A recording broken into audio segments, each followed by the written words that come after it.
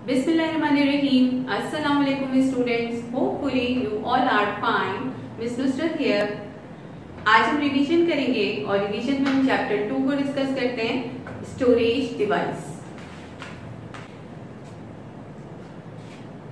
जब हम कंप्यूटर में कोई भी वर्किंग करते हैं तो हम ये चाहेंगे कि हमारा डेटा सेव हो जाए, तो इसके लिए हम different type of storage device use करते हैं। लेकिन जब आप कोई भी वर्किंग कर रहे होते हैं तो टेम्पररी तौर पर भी डेटा सेव होता है।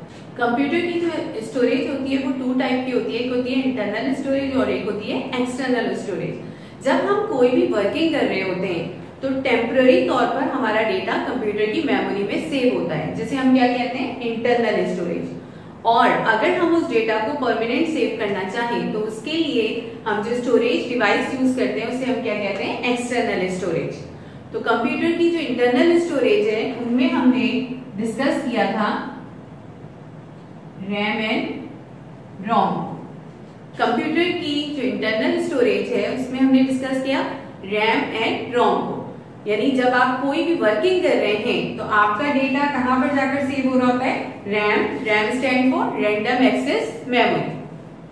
आप वर्किंग कर रहे हैं तो टेम्पररी तौर पर वो कंप्यूटर की मेमोरी में सेव होगा, तो वो डेटा कहां सेव हो रहे हैं, रैम में। रोम में कंप्यूटर के कुछ बिल्ट इन प्रोग्राम्स होते हैं जो at the time of startup computer को रिक्वायर्ड होते हैं। उसमें हम कोई एडिटिंग डिलीशन नहीं कर सकते।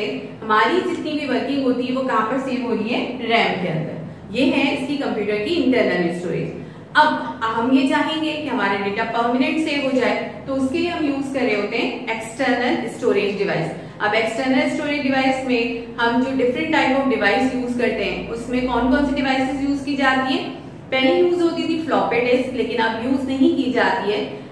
अब जो उसकी जगह पर हम दूसरी डिवाइसेस को यूज कर रहे होते हैं। फर्स्ट तो हम डेटा स्टोरेज के लिए यूज कर रहे होते हैं हार्ड डिस्क, जिसमें हमारा डेटा लार्ज अमाउंट में सेव होता है।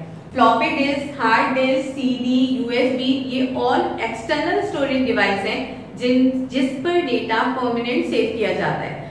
अब इनमें डिफरेंस क्या है कि फ्लॉपी तो अब यूज नहीं होती, लेकिन फ्लॉपी पोर्टेबल डिवाइस होती थी, यानी हम डेटा सेव करके एक जगह से दूसरी जगह ट्रांसफर कर सकते हैं। हार्ड डिस्क फिक्स डिस्क कहलाती है जो कंप्यूटर में फिक्स होती है। सीडी को भी हम पोर्टेबल फॉर्म में यूज करते हैं, यानी एक जगह से दूसरी जगह ट्रांसफर कर सकते हैं। तो यहाँ पर जो फ्लॉपी डिस्क पे डेटा सेव होता था वो ज्यादा लार्ज अमाउंट में नहीं होता था, लेकिन अब जो सीडीज हैं या यूएसबी यूज की जाती है उसमें लार्ज अमाउंट में डेटा सेव किया जाता है। तो ये हमारी एक्सटर्नल स्टोरेज डिवाइस थी और इस चैप्टर में हमने यही डिस्कस किया था कि हम डेटा सेविंग के लिए स्टोरेज डिवाइसेस कौन कौन सी यूज करते हैं। Okay, now the next chapter is chapter 3, dangers of internet. देखिए, जब आप किसी भी चीज को यूज कर रहे होते हैं तो उसके कुछ एडवांटेजेस हैं, तो उनके साथ साथ कुछ उसके डिसएडवांटेजेस भी हैं। जब हम इंटरनेट को यूज कर रहे हैं तो इंटरनेट में हमें बहुत सारे एडवांटेजेस भी मिल रहे हैं कि हमें इंफॉर्मेशन हम एक्सेस कर सकते हैं। अगर हमें किसी चीज के बारे में कोई इंफॉर्मेशन चाहिए तो हम उसको एक्सेस कर लेते हैं, लेकिन इसके साथ साथ इससे कुछ डिसएडवांटेजेस हैं। यानी कंप्यूटर में कुछ इंटरनेट की एनवायरनमेंट के अंदर कुछ उसके डेंजर्स भी हैं, तो उनसे हमें बचना है। जैसे इसकी एनवायरनमेंट के इंटरनेट की एनवायरनमेंट में कुछ ऐसे पर्सन्स होते हैं जो डेटा हैक कर लेते हैं, तो हमें उनसे अपने डेटा को बचाना है। तो हैकिंग का सिस्टम भी इंटरनेट की एनवायरनमेंट में परफॉर्म हो जाता है। यानी हैकिंग का क्या मतलब होता है, अनऑथराइज हमारे डेटा को जो पर्सन एक्सेस कर लेते हैं उनको कहा जाता है हैकर्स। ठीक है, इसके अलावा कुछ ऐसे पर्सन्स भी होते हैं जो आइडेंटिटी थेफ्ट कहलाते हैं, जो अनऑथराइज हमारे एटीएम कार्ड के कोड्स को या जो हमारे डिफरेंट कार्ड्स होते हैं उनकी इंफॉर्मेशन को एक्सेस करके उसको अनऑथराइज यूज कर रहे होते हैं। तो इस इंटरनेट की एनवायरनमेंट में कुछ ऐसी पर्सन्स भी हैं जो कि विदाउट परमिशन इन डेटा को एक्सेस कर लेते हैं। ईमेल स्कैमिंग होती है, यानी हमारी जो ईमेल है उनकी रीडिंग भी परफॉर्म कर ली जाती है। तो ये इंटरनेट की एनवायरनमेंट में एक डिसएडवांटेज है जिनसे हमें बचना है। तो इस चैप्टर में हमने कंप्यूटर के जो डेंजर्स हैं या जो इनके डिसएडवांटेजेस हैं इनको डिस्कस किया था। Now the next chapter is chapter 4 problem solving. Problem solving के चैप्टर में हमने डिस्कस किया था कि जब हम कोई भी प्रोग्राम बनाने जाते हैं, प्रोग्राम हमारा एक प्रॉब्लम है, उसको हमें सॉल्व करना है, तो उसकी सॉल्विंग के लिए हम कौन कौन से स्टेप्स यूज करेंगे। तो फर्स्ट ऑफ ऑल हम क्या करते हैं, उसकी एनालाइजिंग करते हैं, प्रोग्राम को सोचते हैं, समझते हैं कि हमें उसको कैसे डिजाइन करना है। उसके बाद हम अपनी वर्डिंग फॉर्म में लिखते हैं, जिसे हम क्या कहते हैं, एल्गोरिथम। फिर उसके बाद हम फ्लो चार्ट के जरिए उनके स्टेप्स बताते हैं। फिर हम उसकी जो हमने फ्लो चार्ट में कुछ सिंबल्स यूज करते हैं, जिसके जरिए हम उनके स्टेप्स को डिजाइन करते हैं। फिर हम उसे कंप्यूटर तक पहुंचाने के लिए किसी लैंग्वेज में ट्रांसफर करते हैं, उसे हम क्या कहते हैं, कोडिंग।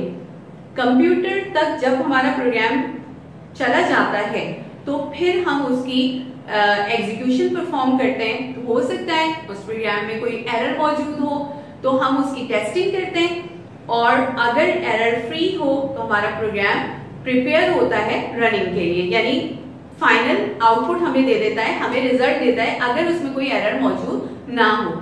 तो प्रॉब्लम सॉल्विंग में हमने डिस्कस किया था कि अगर हम इन स्टेप्स को फॉलो करें तो हमारा प्रोग्राम एक बेहतर प्रोग्राम बन सकता है, क्योंकि अगर आप किसी भी काम को परफॉर्म करने के लिए एक सीक्वेंस में करेंगे, एक स्टेप में करेंगे, तो आपका काम ज्यादा बेहतर तरीके से परफॉर्म होगा। ठीक है, तो इस चैप्टर में हमने ये सारे टॉपिक्स डिस्कस किए थे। इसको हम डिटेल में प्रीवियस वीडियो में बता चुके हैं। यहाँ मैंने आपको एक रिवीजन दिया, और आज जो हमने जितने भी चैप्टर्स को रिवाइज किया है, इन चैप्टर से रिलेटेड एक्सरसाइजेस आपकी कॉपी पे राइट डाउन हुई है। आपको उसको लर्न करना है ताकि आप अपने एग्जाम की अच्छी तरीके से तैयारी कर सकें। ओके बेटा, अल्लाह हाफिज।